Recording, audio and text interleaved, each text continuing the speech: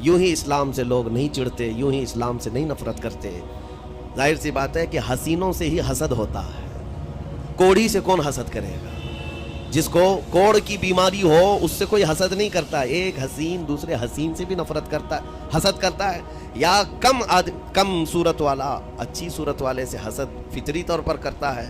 اسی لیے محاورہ کہا گیا ہے کہ حسینوں سے حسد ہوتا ہے، تو اسلام میں جو حسن ہے تو جتنے جلنے والے ہیں اتنے زیادہ حسد کرنے والے پیدا ہوتے ہی رہیں گے۔ اب آپ کے لیے یہ فخر کی بات ہے کہ دنیا جسے ٹارگٹ نمبر 1 کہتی ہے، جس سے چڑھتی ہے اور جلتی ہے، الحمدللہ رب تبارک و تعالیٰ نے وہ دین ہمیں عطا فرمایا۔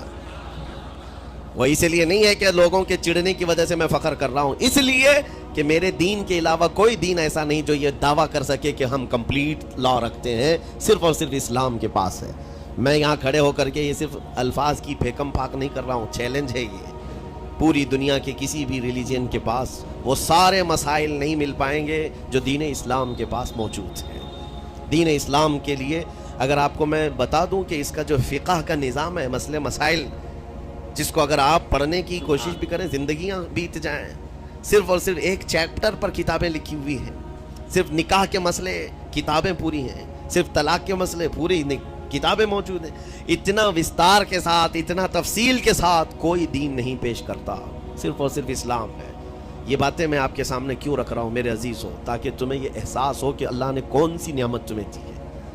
اسی آیت میں رب تعالیٰ فرماتا ہے وَأَتْمَمْتُ عَلَيْكُمْ نِعْمَتِي، میں نے اپنی پوری نعمت تمہیں دے دیا ہے، پوری نعمت تمہیں دے دیا۔ احساس کرو کہ اسلام سے بڑھ کر نعمت کیا ملتی تمہیں، اسلام سے بڑھ کر کے کیا نعمت ہے، جس میں رب تبارک و تعالیٰ نے تمہیں اخلاق و کردار دیے ہیں، تعلیم کے لیے سارے۔ آپ کو ابھی اس زمانے میں پروپیگنڈے کے شکار ہو گئے کہ ہم جاہل قوم سے وابستہ ہیں، ہمارے ہاں جہالت زیادہ ہے، ہمارے ہاں بد کرداری زیادہ ہے۔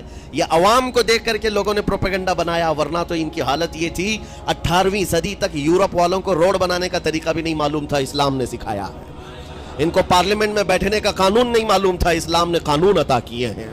ان کو عدالت چلانے کے معاملے معلوم نہیں تھے، اسلام نے پوری کتابیں پیش کی ہیں۔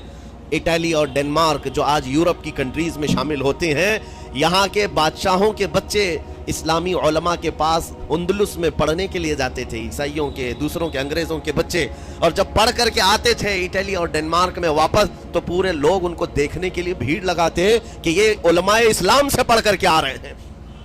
دنیا کو قلم پکڑنا سکھایا ہے اسلام نے۔ آپ کو ابھی میں اس موضوع پر نہیں بات کر رہا ہوں جو اسلام نے پوری دنیا کو دیا ہے۔ آج یہ جو گھڑی دیکھتے ہیں نا ہر جگہ پوری دنیا کا ٹائم، سب سے پہلے مسلم علماء نے اس کو ایجاد کیا ہے۔ دنیا کو ٹائم دیکھنے کا طریقہ اسلام نے سکھایا ہے۔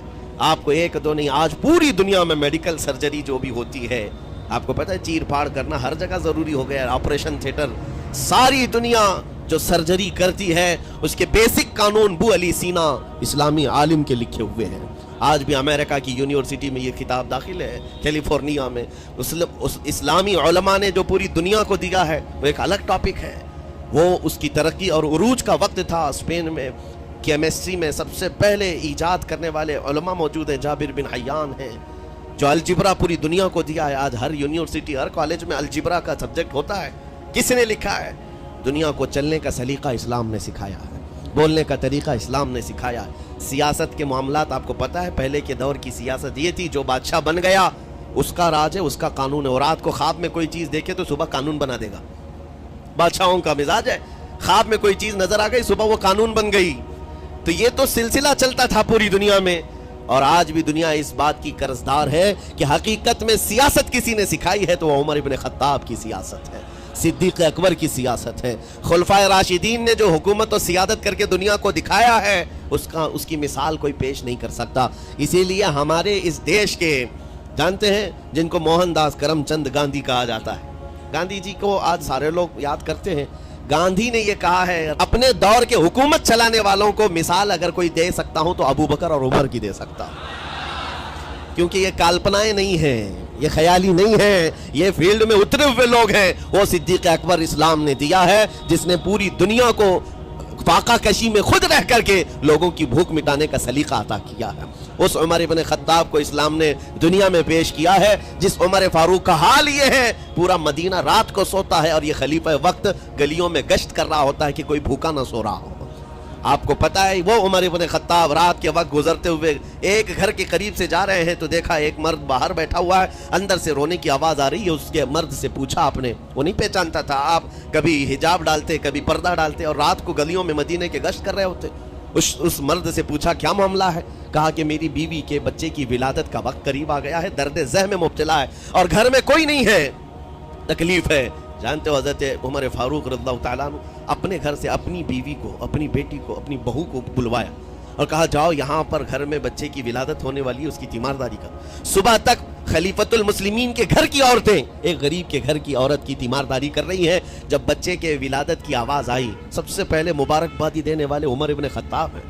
اس سے کہتے بھائی تمہیں مبارک ہو, اللہ نے بیٹا عطا فرمایا. وہ خوش و خرم ہے کہ میرا کوئی رشتہ دار نہیں ہے, اجنبی رات کو آیا ہے اور مجھے مبارکبادی بھی دیا, میرے گھر کے سارے کام کاج بھی اٹھا لیا اور اپنی پیٹھ پر گھر سے بوریا لا کر کے آٹے اور راشن کا اس گھر میں پہنچایا اور کہا خوش و خرم رہو, اللہ نے تمہارے گھر میں برکت دی ہے. صبح اٹھ کر کے وہ لوگوں کو بتا رہا ہے اللہ نے رات کو ایک عجیب فرشتہ بھیجا, میرے گھر میں اکیلی عورت تھی, درد ذہ میں مبتلا تھی, 3 عورتیں بھی آئی اور ایک مرد بھی آیا, رات بھر میرے ساتھ بیٹھا رہا, مجھے کھلایا پلایا بھی, میرے گھر کی تیمارداری بھی کر کے گیا. لوگوں نے کہا جانتے ہو کون تھا وہ؟ عمر ابن خطاب امیر المومنین تھے. دنیا کو یہ سیاست کا سلیقہ دینے والا اسلام کا وہ عظیم سپہ سالار ہے. آج بھی آپ کو میں بتاؤں اٹلی میں اور ڈنمارک میں اور کچھ کنٹریز میں ایک دن منانے کا پرستاؤ پیش کیا جا رہا ہے. یہ نہیں کہہ رہا ہوں ریچرڈ کا یا ریمونڈ کا, کوئی جو بڑے بڑے ان کے سپہ سالار ہیں ان کا ایک دن منایا جائے گا جن کو مطلب کوئی بہت بڑا نوبل پرائز ملا ہو. میں یورپین کنٹریز کی بات کر رہا ہوں جہاں وہ اپنے بادشاہوں کی پیدائش کا دن یا ان کے کسی اینیورسری کو منانے کا پرستاؤ نہیں پیش کر رہے, بلکہ یورپ کی یہ 2 کنٹریاں ہیں جو یہ پرستاؤ پیش کر رہی ہیں کہ سال میں ایک دن ایسا منایا جائے جس کا نام صلاح الدین ایوبی ڈے ہونا چاہیے. یہ ہم نہیں کہہ رہے ہیں, دنیا آج بھی اس بات کو تسلیم کرتی ہے, صلاح الدین جیسا جرنیل دیکھا نہیں ہے. عزیزان گرامی وقار, یہ چند مثالیں میں آپ کے سامنے رکھا اور اس کے بعد پھر میں تمہیں جھنجھوڑ کر پوچھتا ہوں, اپنے دل پر ہاتھ رکھ کر کے بتاؤ اسلام سے اچھا کوئی راستہ ہے؟ قرآن یہی کہتا ہے وَمَن يَبْتَغِ غَيْرَ الْإِسْلَامِ دِينًا فَلَن يُقْبَلَ مِنْهُ, جو اسلام کے علاوہ دوسرا راستہ لے کر کے آئے گا قیامت کے دن اس کا کوئی قبول نہیں کیا جائے گا, نہیں قبول کیا جائے گا, بلکہ وہ سب سے بڑے گھاٹے میں ہوگا. آخرت کے دن خسارہ اٹھانے والوں میں ہوگا. آج تمہارے پاس وہ عقل سلیم اللہ تعالیٰ نے دیا جس کو تھوڑی بہت شدھ بدھ ہونا, عقل کا استعمال کرتا ہو, وہ بھی اسلام کے متعلق سوچے گا کہ میرے دین میں اتنی اچھائیاں ہیں. آج تک رب تعالیٰ نے مجھے یہ پیشانی کسی کے سامنے جھکنے نہیں دیا. کہیں جھکاتے ہو؟ ارے کھانا کھاتے ہیں, کھانا تو روزانہ ضروری ہے, اور رزق کے معاملے میں تو لوگ ایسے, دنیا کہتی ہے پیٹ پوجا, ہم پیٹ پوجا نہیں کہتے. کھانے کے لیے بعض لوگ کہتے ہیں نا پہلے پیٹ پوجا ہو جائے, پوجا کا لفظ ہی ہم استعمال نہیں کرتے. کھانا برتن میں رکھا ہوا ہے, آپ کے گھر میں کھانا لا کر کے دیا جاتا ہے, تو کیا آپ سر جھکا کر چاٹ کے کھاتے ہیں یا لقمے اٹھا کر ہاتھ سے کھاتے ہیں؟ ہاتھ سے کھاتے ہیں. باقی جانوروں کو دیکھو, بکری کھاتی ہے منہ جھکا کر کھاتی ہے, بیل بھینس وغیرہ سب سر جھکا کر کے کھاتے ہیں, رزق کو چاٹ کے کھاتے ہیں, ان کا سر جھک جاتا ہے. لیکن تمہارے سر کو رب نے اتنا محترم رکھا کہ روز جو تمہیں رزق کی ضرورت ہے اس کے سامنے بھی مت جھکاؤ. سر جھکانا ہے تو رزق کے سامنے نہیں, رزاق کے سامنے جھکایا جائے. تمہاری پیشانی کو محترم رکھا گیا ہے کہ تم جھکو گے تو کس کے سامنے؟ صرف رزاق جو ہمارا پالنہار حقیقی ہے. اور حد تو یہ ہے میرے عزیزو, یہ دنیا کی واحد قوم ہے, یہ واحد مذہب ایسا ہے, یہودی ہوں, عیسائی ہوں, ہندو ہوں, کوئی بھی ریلیجن آپ لے کر کے آئیں, جس کو وہ بہت زیادہ مانتے ہیں یا جس کو گاڈ کہتے ہیں یا جس کو بھگوان کہتے ہیں, ان کی صورت بھی ہوگی, مورت بھی ہوگی, اور سامنے دیکھتے ہیں اور جھکتے ہیں, عبادت کرتے ہیں. لیکن تنہا مسلمان ایسے ہیں, کروڑوں مسجدیں ہوں گی, کہیں خدا کی کوئی تصویر دیکھا ہے؟ کہیں مسجدوں میں خدا کا کوئی مورت یا صورت بنائی ہوئی دیکھا ہے؟ نہیں ہے. یہ واحد قوم ہے جو بن دیکھے مولا کی بارگاہ میں سجدے میں جھک جاتی ہے. صرف بات اتنی ہے کہ ان کو یہ کہنا پڑے گا, اگر میں کہوں میرے نام پر آ جاؤ جھک جاؤ, نہیں, کوئی نہیں جھکائے گا. ہاں, یہ کہنا پڑے گا امام کو بھی اللہ اکبر, اللہ سب سے بڑا ہے. پھر کوئی پیچھے کھڑا ہوا یہ نہیں پوچھتا کہ کس نے کہا, کون پکار رہا ہے, پیشانی لے جا کر زمین پر لگا دیتے. کیوں؟ ہماری پیشانی خالص اللہ کے لیے ہے. میرے عزیزوں, یہ وہ پرائیورٹیز ہیں اور یہ اسپیشلٹی ہے آپ کے اس کمیونٹی کی جس کو مجھے آپ کے سامنے رکھنا ہے. اتنی سارے اچھے گلشن کو چھوڑ کر اگر کوئی بربادی کی طرف جائے تو پھر سوائے بدنصیبی کے کیا ہے اس کے پاس؟ جس کو اللہ تبارک و تعالیٰ وعدے کیا ہو کہ تم اپنی جان اور اپنے مال کے بدلے مجھ سے جنت خرید لو, جہاں پر سارے اخلاق و کردار اور دنیا کی سب سے اعلیٰ اخلاق تمہیں سکھانے کے دعوے کیے گئے ہوں، وہ چھوڑ کر کے اگر دنیا کہیں اور جائے تو پھر تمہاری یہ ہرما نصیبی ہے۔ ایک بات میں آپ کو بتاؤں، سکسیس کس کو کہتے ہیں؟ کامیابی۔ اور ہر کوئی یہ کہتا ہے کہ مجھے سکسیس کی طرف سفر کرنا ہے۔ 10ویں پاس نوجوان کو بھی پوچھیں کہ کوئی بھی کورس کر رہا ہے، آگے جا رہا ہے، کیوں جا رہا ہے؟ کچھ سکسیسفل لائف گزارنا ہے، کامیاب زندگی گزارنا ہے، اس کے لیے دروازے کھٹکھٹا رہا ہے۔ تمہیں پتہ ہے ان مسجدوں کے میناروں سے جو آواز گونجتی ہے اذان کی، اس میں ایک لفظ آتا ہے، سارے لفظ تو آپ کو یاد ہوں گے، اللہ اکبر بھی کہا جاتا ہے، اشہدو ان لا الہ الا اللہ بھی، اشہدو ان محمد رسول اللہ بھی ہے۔ اس کے بعد ایک لفظ پکارتا ہے مؤذن، حی علی الصلاۃ۔ حی علی الصلاۃ کا مطلب ہوتا ہے آؤ نماز کی طرف، آؤ نماز کی طرف۔ اس کے بعد ایک اور لفظ پکارتا ہے حی علی الفلاح، جس کا معنی معلوم ہے آپ کو؟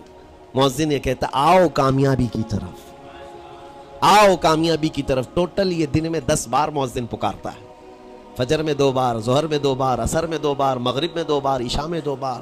کتنی مرتبہ پکارا؟ 10 بار پکارا تمہیں، آؤ کامیابی کی طرف۔ لیکن ایک بات یاد رکھو، یہ پکارنے والے مؤذن کی حالت مت دیکھو کہ یہ پکار رہا ہے، بلکہ یہ رحمان کی صدا ہے، یہ اللہ کی صدا ہے جو تمہیں بلا رہا ہے۔ یہ تو اپنی آواز اور اپنے الفاظ سے ترجمانی کر رہا ہے اور تمہیں اللہ کی صدا تمہارے تک منتقل کر رہا ہے، لیکن حقیقت میں بلانے والا کون ہے؟ اللہ ہے۔ مسجدوں میں بلانے والا کون ہے؟ اللہ ہے۔ اللہ کی صدا پر آپ آ رہے ہو۔ اب سوچو، جو رحمان تمہیں 10 مرتبہ دن میں یہ بات پہنچا رہا، آؤ کامیابی کی طرف، آؤ کامیابی کی طرف، تم اس چیز کو چھوڑ کر کے کامیابی ان لوگوں کے سامنے ڈھونڈنے نکلے جن کو پیشاب کرنے کا سلیقہ نہیں معلوم، جن کو کھانے پینے کے طور طریقے نہیں معلوم۔ ان لوگوں کے پاس ہمارے بچے اگر کامیابی ڈھونڈیں گے تو بات یہی ہے، ٹوپی کو سر پر پہنو تو اچھا لگے گا، لیکن دوسری جگہ پہننے لگے تو بیوقوف کہیں گے، ظلم کر رہے ہو ٹوپی کے ساتھ۔ اسی طرح میں کہتا ہوں مسلمان کو اللہ کی بارگاہ میں آ جانا سب سے بڑی کامیابی ہے، اور اگر دوسروں کے ہاں در در بھٹکتا ہے تو گویا کہ اس نے اپنی حیثیت کو ہی گرا دیا ہے۔ اسی لیے اقبال نے کیا کہا تھا، بہت اچھی بات، کہ وہ ایک سجدہ جسے تو گراں سمجھتا ہے، گراں کا مطلب کیا؟ بھاری۔ ایک سجدہ کرنے میں تو بھاری پن محسوس کرتا ہے، وہ ایک سجدہ جسے تو گراں سمجھتا ہے، ارے 1000 سجدوں سے دیتا ہے آدمی کو نجات۔ در در جھکنے سے تو تمہیں بچا لیتا ہے، اس کے سامنے بھی جھکا، نیتا کے سامنے بھی جھکا، سیٹ کے سامنے بھی جھکا، پولیس کے سامنے بھی جھکا، جج کے سامنے بھی جھکا، سب کے سامنے جھک رہا ہے۔ ایک سجدہ یہاں کر لے، مولا ہر سجدے سے تجھے آزاد کرتے۔ یہاں جھکنے والا پھر کہیں اور نہیں جھکتا۔ ہاں اسی لیے شاعر نے کہا ہے، مرد حق باطل کے آگے مات کھا سکتا نہیں، سر کٹا سکتا ہے لیکن سر جھکا سکتا نہیں۔ یہ ہماری تاریخ ہے جو آپ کے سامنے ہے۔ آپ کو پراؤڈ فیل ہونا چاہیے کہ رب تعالیٰ نے مجھے کون سی بڑی نعمت عطا کی، اتنی عظیم نعمت ہے۔ ایک واقعے کے ساتھ میں اپنی گفتگو کو آپ کے اندر ڈالنے کی کوشش کرتا ہوں۔ حضور پاک صلی اللہ تعالیٰ علیہ وسلم کے دین کی حلاوت اور چاشنی کس کو ملے گی؟ پتہ ہے؟ 3 چیزیں۔ جو ایمان کی لذت جس کو ملتی ہے وہ پھر دوسری جگہ نہیں منہ مارتا، ادھر ادھر نہیں دیکھتا کہ کہاں کامیابی ہے، کہاں سکسیسفل ہے، بلکہ جس کو ایمان کی لذت ملی ہے وہ یہ سوچتا ہے کامیابی میرے نبی کے قدموں میں ہے، مجھے جو ملنا ہے وہ یہیں سے ملنا ہے۔ بریلی کے امام کہتے تھے، یا رسول اللہ، خلق کے حاکم ہو تم، رزق کے قاسم ہو تم، جو ملا تم سے ملا تم پہ کروڑوں درود، اور تم ہو حفیظ و مغیث، یا رسول اللہ تم ہو حفیظ و مغیث، کیا ہے وہ دشمن خبیث، تم ہو تو پھر خوف کیا، تم پہ کروڑوں درود۔ یہ ایمان کی لذت جسے مل جاتی ہے وہ کامیابی حضور کے قدموں میں ہی دیکھتا ہے، پھر اسے ادھر ادھر کی چیزیں نہیں پریشان کرتی۔ یمن کا ایک قبیلہ تھا بنو کلب، اس قبیلے کے ایک شخص تھے حارثہ نام، ان کی بیوی سعدہ۔ ایک چھوٹا سا واقعہ بتا رہا ہوں۔ حارثہ اور سعدہ چھوٹا سا خاندان تھا، 3 بچے تھے۔ حارثہ کے بیٹوں میں ایک بیٹے کا نام ہے زید، نام یاد رکھیں، بہت امپورٹنٹ نام میں ذکر کر رہا ہوں۔ ایک ہی نام ایسا ہے جو قرآن میں آیا ہوا ہے، وہ زید۔ یہ حارثہ کے بیٹے زید ہے، بیوی سعدہ ہے۔ یہ حارثہ اور سعدہ 3 بچوں کے ماں باپ تھے، ہنسی خوشی زندگی گزار رہے تھے۔ سعدہ ایک دن اپنے بچوں کو لے کر اپنے مائکے جا رہی تھی، راستے میں ڈاکوؤں کا حملہ ہو گیا، مال سب چھین لیا قافلے کا، اور اتفاق ایسا کہ یہ 8 سال کے جو زید تھے ان کو بھی ڈاکوؤں نے چھین لیا۔ ایک ماں سے اس کا 8 سالہ بڑا بیٹا چھین لیا جائے تو ماں کی کیفیت کیا ہوتی؟ اس قدر درد میں تھی ماں، جان تو بچ گئی، 2 بچے بھی بچ گئے، لیکن بڑا بیٹا میرے ہاتھ سے چلا گیا۔ مارے مارے صحراؤں میں گھومتی تھی، پکارتی تھی، میرا زید میرا زید میرا زید میرا زید۔ डाकुओं ने जैद को क्या किया, उकास का एक मेला लगता था उस वक्त, ये गुलामी का दौर था, लोग इंसानों को पकड़ते और बेच देते थे, वहां ला करके उन्होंने जैद को बेच दिया, गुलाम की हैसियत से बेच दिया। आगे मैं बताता हूं। यहां सादा का हाल बेहाल था, वापस घर आई तो बाप अपने शोहर से कहा, और शोहर का हाल तो ऐसा था कि वो जैद को अपनी आंखों का नूर, अपने आंखों का सुरूर समझता, और इस कदर प्यार और मोहब्बत वाला बाप मारे मारे घूमता रहा गलियों में। और उनका लिखा हुआ एक अशार का मंजूम तराना है जो अपने बेटे की जुदाई में लिखा। अपने तो अपने दुश्मन भी वो तराना सुनते तो रो पड़ते थे। एक बाप का दर्द अपने बेटे की जुदाई में, बहुत रोते थे, बहुत। माँ भी दिन रात रोती, बाप भी पहाड़ों पर चढ़ जाते और वहां से सदा लगाते, ऐ आसमान अगर तूने जैद को देखा है तो मेरे हवाले कर दे, जमीन के चप्पे कहीं अगर जैद मेरा जिंदा है तो मुझे वहां तक ले चल। ये अशार में गुनगुनाते थे, रोते थे। और जैद का क्या हुआ, उकास के मेले में बेच दिया गया। खरीदा कौन, हकीम बिन हिजाम, जो हजरत खदीजा रज़ियल्लाहु ताला अन्हु के भाई लगते थे। ये लेकर के आए और हजरत खदीजा रज़ियल्लाहु ताला अन्हा उस वक्त मक्का में और हुजूर पाक सल्लल्लाहु अलैहि वसल्लम के निकाह में। तो हजरत खदीजा के पास ये जैद आ गया, भाई ने गिफ्ट के तौर पर दे दिया। हजरत खदीजा के घर में ये जैद जब आए, उस वक्त उनकी उम्र यानी 10-12 साल के आसपास रही होगी। और ये ऐसा लड़का जो छोटी सी उम्र का, अदब इतना था कि हर एक का अदब करता, बड़े अच्छे खानदान से ताल्लुक रखने वाला। हुआ क्या, एक दिन आफताब रिसालत, माहताब रिसालत रसूल पाक सल्लल्लाहु अलैहि वसल्लम की नज़र पड़ी। देखा अखलाक व किरदार में कामिल बच्चा है, और एक ही नज़र में भाग गया। पूछा हज़रत खदीजा से, कहा कि ये गुलाम है, उकास के मेले में बेचा गया है। हुजूर ने फरमाया ये मेरे हवाले कर दो, मेरे हवाले कर दो। हुजूर ने जिसको पसंद कर लिया हो, हुजूर ने जिस पर निगाह रखी हो। अब वो ज़ैद खुशी खुशी हुजूर के पास आए। नबी पाक सल्लल्लाहु ताला अलैहि वसल्लम उनके अखलाक से बड़े खुश थे, और उसके बाद मोहब्बत भी ऐसी दी, ऐसी शफकत दी कि ज़ैद को न बाप की खबर थी, न माँ की खबर थी। जो कुछ था वो रसूलुल्लाह के पास था। हुजूर पाक सल्लल्लाहु ताला अलैहि वसल्लम की तरबियत में दिन गुजरते गए, बड़े हो गए, यहाँ तक कि 16 साल की उम्र थी। एक दिन हज के मौसम में यमन का बनु कल्ब खानदान आया हुआ था, और वहाँ हज के दौरान वो लोग ज़ैद के बाप हारिसा के लिखे हुए अशार पढ़ रहे थे और लोगों को रुला रहे थे। एक हमारे कबीले में बाप है जो बिछड़े हुए बच्चे की याद में रोज रोता है, उसके अशार तो सुनो। लोग सुन करके रो रहे थे, यमन का कोई ऐसा बाप है जो यूसुफ गुमगश्ता की खबर में रोया करता है। ये लोगों की भीड़ लगी थी, उसी के सामने से ज़ैद का गुजर भी हो रहा था। बनु कल्ब के लोगों ने ज़ैद को देखा, पहचान लिया, यही तो वो बच्चा है जिसकी याद में इसका बाप रोता है। और उसको बुलाया और कहा तेरा नाम, कहा ज़ैद। बाप का नाम हारिसा, कहा यही तो है जिसके गम में पूरे अशार पढ़े जा रहे यमन में। ज़ैद से कहा तुझे पता है तेरे बाप का रो रो करके क्या हाल हो गया? तेरी माँ सहराओं में आवाज देती है, पहाड़ों पर चढ़ जाती है। एक बच्चे के लिए उसके माँ बाप की जुदाई बता देना कितनी बड़ी बात थी। मेरे अजीजों, सालों की ये गुमगुश्ता खबर फिर से वापस मिल गई है। ज़ैद ने क्या कहा कि अब मेरे माँ बाप से जाकर कह दें कि रोना धोना बंद करें, ऊँटों की तरह इधर उधर भटकना बंद करें, उन्हें मेरा सलाम पहुँचाएं और कहें उन्होंने जहां मुझे देखना था उससे बेहतर जगह में हूँ। ये बनु कल्ब खानदान गया यमन, जाकर के बाप से कहा, हारिसा से और सादा से, खबर तुम्हारे लिए अच्छी लाए, तुम्हारा गुम हुआ बेटा जो पिछले 10-12 सालों से तुम्हें नहीं मिल रहा था, वो हरम काबा के पास हमें नजर आया है। गुलाम बनाकर लोगों ने बेचा है उसे, लेकिन वो एक ऐसे हसीन व जमील की गुलामी में है, एक ऐसे हुस्न वाले की गुलामी में है कि ज़ैद वहां से हटना नहीं चाहता। बाप ने कहा मेरे कलेजे से पूछो मुझ पर गुजरती क्या है, उसकी माँ से पूछो, एक नजर देख लेगा, वो वापस हमारी झोली में आ जाएगा।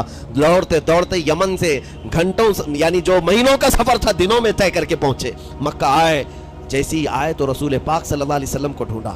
हुजूर पाक मिल गए तो धाड़े मार मार कर बाप रोने लगा और कहा कि ऐ मोहम्मद सल्लल्लाहु अलैहि वसल्लम, हमने आपके मुतालिक सुना है कि यतीमों के वाली हैं, आपका दिल बहुत बड़ा है, मुझ बाप के ऊपर रहम कीजिए, बरसों से अपने बच्चे के लिए तरस रहा है, मैं और मेरी बीवी तड़पते हैं, सहराओं में आवाज देते हैं। हुजूर ने पूछा हुआ क्या है तुम्हारे साथ? कहा हमारा बेटा गुम हो गया था, बरसों हो गए थे, लेकिन सुना है वो यहाँ रहता है। हुजूर ने पूछा क्या नाम है उसका? कहा ज़ैद उसका नाम है, मेरा नाम हारिसा है। हुजूर पाक सल्लल्लाहु अलैहि वसल्लम के महबूब ज़ैद के बारे में पूछ लिया। हुजूर जिससे खुद मोहब्बत करते हो, हुजूर जिससे मोहब्बत करते हो, बाप ने पूछ लिया حضور نے فرمایا کہ ٹھیک ہے، میں ایک باپ کے کلیجے سے اس کے بیٹے کو الگ نہیں کر سکتا، ماں سے اس کے بیٹے کو جدا نہیں کر سکتا، لیکن بات اتنی ہے کہ زید کو بلایا جائے، فیصلہ اس کے ہاتھ میں ہے، فیصلہ اس کے ہاتھ میں ہے۔ میں زید کو بلاتا ہوں۔ غلام تھے اس وقت، حضرت زید کو بلایا گیا، اور اس وقت بھری جوانی والا زید ہے۔ جیسی ہی آئے، پہلی نظر باپ کو دیکھا، ماں کو دیکھا، ماں باپ تو چیخ پڑے، ہمارا زید مل گیا، ہمارا زید مل گیا۔ لیکن کمال کی بات میں دیکھتا ہوں، ایسی دیوانگی پوری دنیا میں نہیں۔ زید نے دیکھا اپنے ماں اور باپ کو، لیکن اسی وقت اپنی آنکھیں جھکا لی اور حضور کی طرف کر لیا۔ کہا نہ، ادھر پہلے حضور پاک صلی اللہ علیہ وسلم کی طرف۔ حضور نے دیکھا کہ زید ماں باپ کی طرف دیکھ نہیں رہے ہو، جو رو رو کر کے برا حال کر چکے ہو۔ حضور نے زید سے کہا پہچانتے ہو؟ کہا ہاں حضور، یہ میرے باپ ہیں اور یہ میری ماں ہے، یہ میرے چچا ہے۔ حضور نے فرمایا پھر ملتے کیوں نہیں ہو؟ کہا سرکار اگر اجازت ہو تو ملوں گا، برسوں کا بچھڑا ہوا جوان ہے، آپ اجازت دو تو میں ملوں گا۔ نبی پاک صلی اللہ علیہ وسلم نے فرمایا جاؤ تمہیں اجازت ہے۔ جیسی گئے، اس منظر کو جو بیان کیا گیا ہے میرے عزیزوں، ہم پڑھتے ہیں تو آنکھیں بھیگ جاتی ہیں۔ ماں لپٹ کر کے اپنے بچے کو ہر جگہ چوم رہی ہو، باپ سینے سے لگا کر کے دھاڑے مار کر رو رہا ہو، پہلے تو غش کھا کر گر گیا تھا، پھر افاقہ ہوا۔ یہ دردناک منظر تھا۔ اس کے بعد زید بن حارثہ کو کیوں نہ تکلیف ہو، غم کیوں نہ ہو، ماں باپ بچھڑے ہوئے اتنے سالوں کے بعد دیکھنے کو ملے، دل پر کیا بیت رہی ہوگی۔ میری ماں وہی جو مجھے خشکیوں میں پالا کرتی، تریوں میں پالا کرتی، میرا باپ وہی جو خون پسینے کی کمائی سے مجھے کھلایا تھا، آج آ گیا ہے۔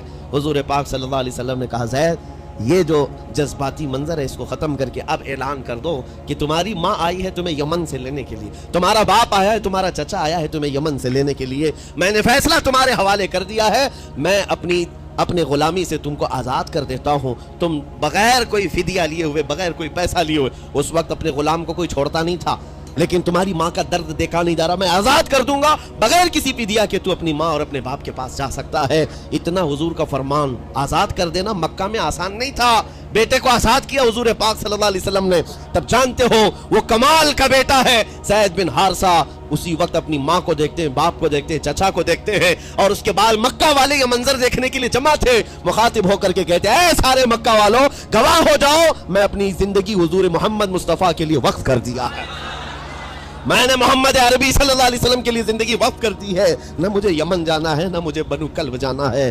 ماں اور باپ دیکھتے رہ گئے۔ باپ نے پوچھا زید آزاد کیا گیا ہے اور آزادی کی زندگی کو چھوڑ کر تو غلامی کی زندگی کو قبول کر رہا ہے؟